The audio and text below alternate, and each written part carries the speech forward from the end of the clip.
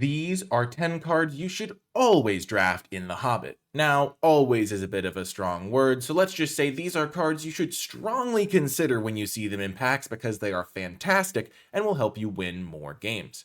First up is Gandalf Sparkstarter. For 4 red, you get a 4/3 legendary creature avatar wizard with reach, and when Gandalf enters, he deals 3 damage divided as you choose among 1, 2, or 3 targets. So, generally speaking, Gandalf is going to come into play at the top of your curve and kill one of your opponent's bigger creatures, like a mid-sized 4/3 or a 3/3 or something like that. But the bigger upside is when your opponent has a bunch of low toughness creatures and he can just kill like a couple of things, or your opponent even better has something like a 3/1 flyer, for example, or something of that nature, like high power, low toughness gets absolutely massacred by Gandalf. Because if your opponent has something like a 4/2, they probably spent like 3 mana on that, and then all of a sudden Gandalf comes in, deals with a 4/2, maybe kills a random token, and just completely swings the board state. He can also deal damage directly to your opponent, so if you get them low and you have Gandalf in your deck, sometimes he can just end the game directly, and there are enough little creatures running around for Gandalf to just be able to pick them off, like 1/1 tokens or things of that nature, as well as mid-sized creatures for him to take down,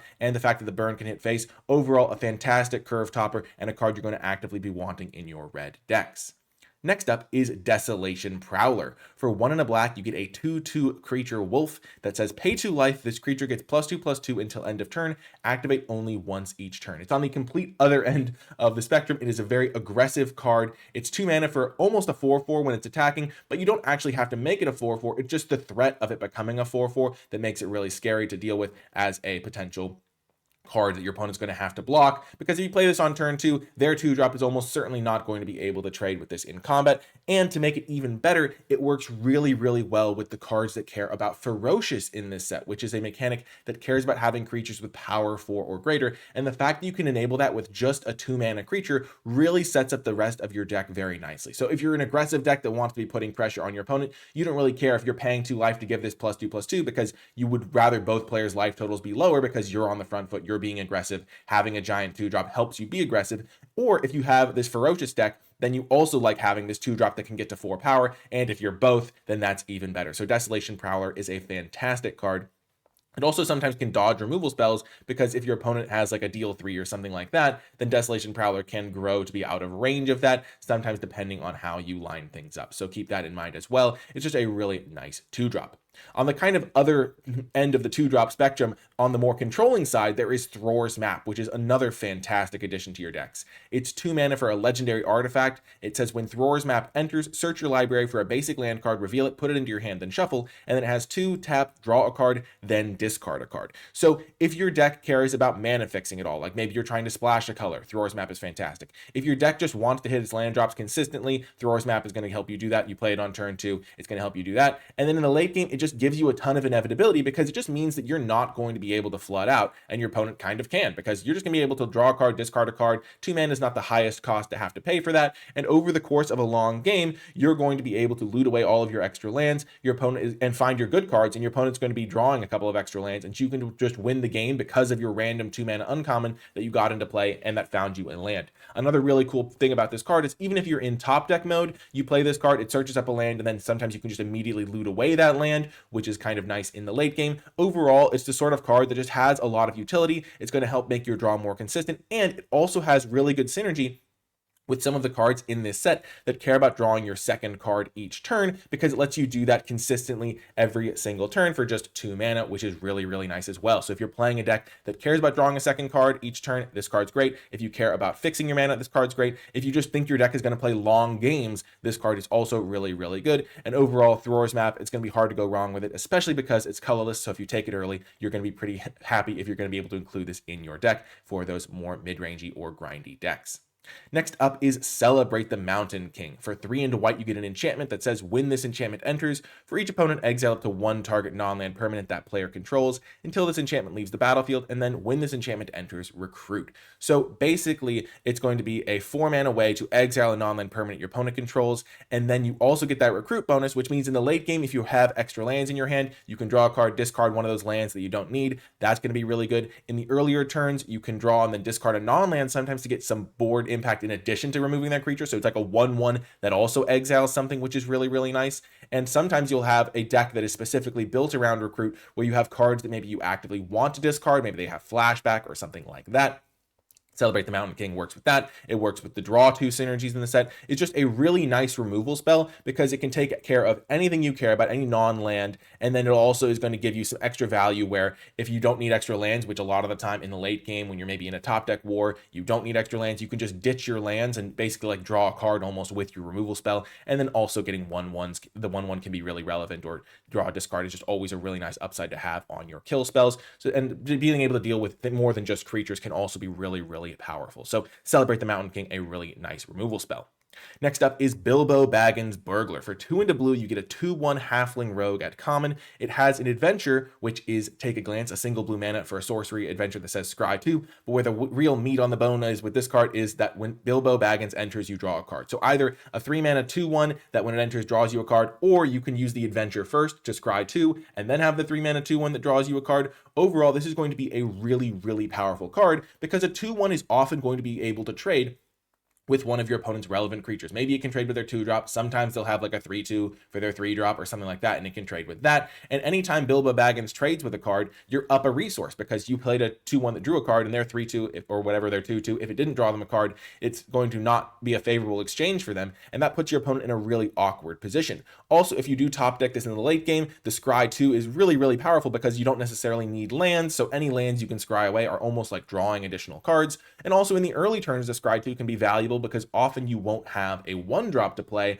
and so getting that Scry 2 can really help set up your draws and make sure you hit the land drops that you need, or that you find your early plays. Instead of maybe drawing 6 drops in the early game, you're drawing your 1s and not your 1s, you're like 2s and 3s and 4s, or 1s if you have some of those, and make sure that you're having a nice little smooth early game. So Bilbo Baggins can set you up with the Take a Glance adventure. On turn 3, he's a fantastic card, and whenever he trades off with your opponent's creatures, you feel really, really good. So Bilbo Baggins, definitely a card that you're going to be wanting to prioritize.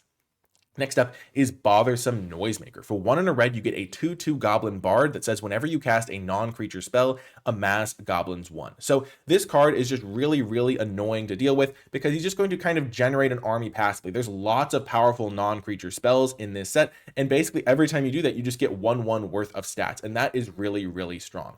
Oftentimes, it's going to be at its best if you can somehow use that 1/1, maybe sacrifice it to an effect, then get a fresh 1/1, or trade it with your opponent's creature, get a fresh 1/1, versus just stacking up counters onto the same creature. But it's still really powerful to just grow your same creature over and over and kind of force your opponent to deal with it. And then if they do deal with it, any non-creature spells you play in the future are just going to keep growing it. And so Bothersome Noisemaker just lets your non-creature spells have a board impact if they wouldn't always already necessarily do that. So maybe when you're casting a removal spell, getting an extra 1/1 worth of stats, we already talked about that with the white removal spell. That's a really, really powerful thing to do, and Bothersome Noisemaker makes all of your non-creature removal spells into that sort of effect. He's also really nice for maybe something that doesn't affect the board state, like a card draw effect or a value spell that wouldn't normally affect the board state. All of a sudden you get a board impact in addition to your powerful effect that doesn't affect the board state, gets maybe you some card advantage, something like that. That's really powerful as well. Basically a card that your opponent really wants to just be able to remove on sight, and because it only costs 2 mana, oftentimes if they are removing it, they're removing it at a mana disadvantage or at least mana parity, and so it gives you a lot of upside and not a ton of downside because its base stats are pretty good. So Bothersome Noisemaker,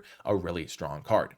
Speaking of really good ways to use small creatures and repetitive small creatures in particular, Snowslope Hunter is another really powerful red card that plays really well with the Bothersome Noisemaker. 2 and a red for a 2/3 Goblin Ranger. It says sacrifice another creature or artifact. Exile the top card of your library. You may play it until the end of your next turn. Activate only during your turn and only once each turn. You might notice a lot of restrictions on this card, and that's because it is super powerful, especially because there are lots of random creatures and artifacts even running around for you to sacrifice. There are some equipments that come into play and have some value associated with them that sometimes you can sacrifice those. There are a couple of cards that can maybe make like artifact tokens, like a treasure or something of that you could maybe sacrifice. And then there's a couple of cards that just come with multiple things for one card. card. So like they'll come into play and they'll make an amass token, or they'll come into play and they will make a token that goes with them or something of that nature. And Snow Slope Hunter just uses those incredibly well. It especially works well with amass because you can amass, maybe make a little 1/1 army, and then you sacrifice the army, you amass again with a different card, you sacrifice that other small army you made. And overall, Snow Slope Hunter is the sort of card that can absolutely take over the game, getting tons of value, turning all of your random cards that don't really matter anymore, or those little cards that kind of really want to find a use in the late game, your random 1/1s, things like that. It lets you turn those into more cards from the top of your deck, and is a really, really scary card that kind of demands an answer, or it's going to take over the game in many cases, because there's a lot of support for this sort of synergy piece. There's lots of things to sacrifice, and this is a really good way to turn those sacrifice fodder pieces into kind of game-ending advantage in many cases, because if this thing sticks around, it's getting so many cards for you, and it's going to be really, really powerful. Next up is Stone by Sunlight. For 1 and a white, you get an instant that says choose one, destroy target creature with power 4 or greater, or until end of turn, target creature becomes an artifact in addition to its other types and gains indestructible. Stone by Sunlight is a really, really strong card because the versatility just provides you with a lot of powerful ways to use this in various situations. If you're behind and your opponent has a giant creature, having a 2-mana removal spell for a big creature is really, really what you want. If you are ahead and you have the big creatures, having the ability to protect those creatures is really, really good, and Stone by Sunlight does both of those. In a lot of more mid-rangey or kind of equal game states, being able to have options on either one is really nice, because maybe your opponent doesn't have a great target for the destroying of a creature, but being able to protect your creature is really good. Oftentimes you will be using this to kill your opponent's big creatures, because if they spend 5 mana to get like a 5/5 or something like that, and you kill it for 2 mana, that's really, really strong. But the fact that it has both modes gives it so much more flexibility for those situations where maybe your opponent's playing a bunch of smaller creatures, and you still get to use your card very effectively to trade with one of their resources. You can also use it if you have a giant creature, it attacks in, they make like a triple block or something like that, you give it indestructible. That can be really good as well. Overall, tons of versatility, and it's only 2 mana and just has a lot of flexibility and power to it. So Stone by Sunlight is a card you're really going to want to take highly.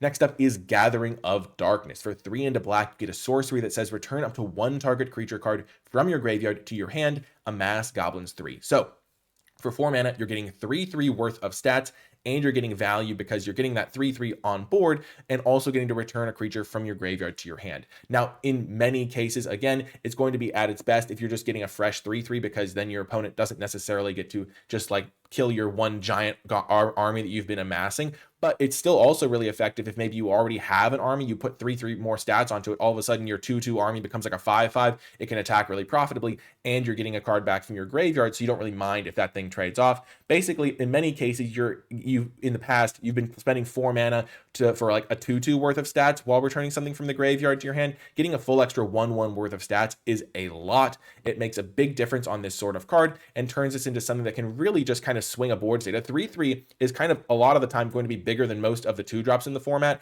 and so when you are able to have your 4-drop that got you value trade for your opponent's 3-drops a lot of the time, that's pretty good, because you've spent like 1 extra mana, but you've been able to get some extra value compared to your opponent. There's a lot of powerful creatures in this format.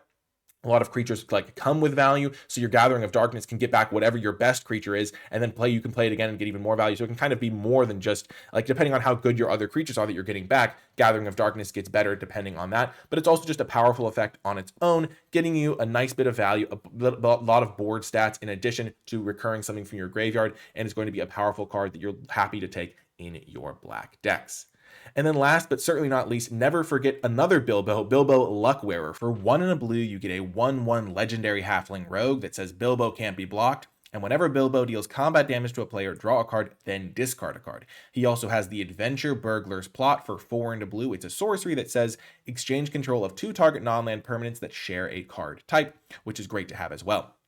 Basically, on turn 2, you can play this card, and then he really smooths your draws for the rest of the game by giving you a constant stream of looting, and that's just very powerful on its own, because he makes sure that you can curve out more consistently. He also makes sure in the late game that you don't get flooded, because you can just discard extra lands, which is really powerful. He works really well with cards that care about drawing your second card each turn, because he just enables that by himself. So him plus those synergy pieces, you just kind of have an engine set up there, which is really nice. And because of the fact that he only costs 2 mana, even though your opponent's really incentivized to kill him because he's just going to have a powerful effect on the game. They're not going to generally be able to do so for a mana advantage on their end. Maybe they'll have a 2-mana kill spell, but maybe they'll have to point like a 3-mana removal spell at Bilbo, and then you kind of end up ahead on the mana exchange at the very least, which is quite nice.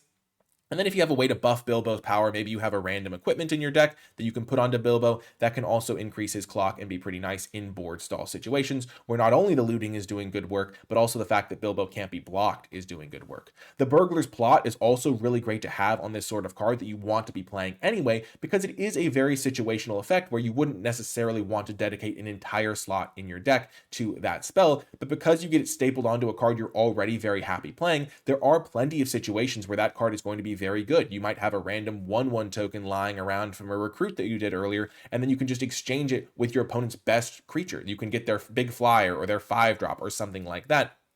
And that's a nice upside to have on a Bilbo card that you're already going to be wanting to play. And so the fact that you have Burglar's Plot attached to this 2-drop that's already going to be doing really good work for you and really pressuring your opponent is going to be quite nice. A 2-mana 1/1 isn't the biggest stat line, but he has so many benefits that he's definitely a card you want to be prioritizing and putting into your deck, and also taking on your adventures if you are going on one of those.